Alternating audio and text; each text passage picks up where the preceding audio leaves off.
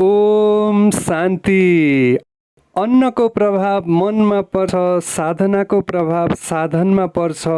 दुःख र दुर्घटनाबाट बच्नको लागि सतुप्रधान अन्नले सुख प्राप्त गरौँ। विधिपूर्वक साधनाले यात्रा सफल निर्विघ्न बनाऊ। परमपिता शिवको सन्तान प्रभु प्रिय रत्नहरू महाअष्टमीको दिनमा ब्रह्मकुमारी राजयोग सेवा केन्द्र गङ्गबुमा साधनको पूजाको साथै शुद्ध अन्नले मन पवित्र बनाउँदैछौँ।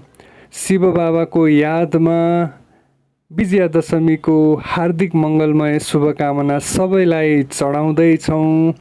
स्वागत छ बाबाको घरमा, आफ्नै घरमा।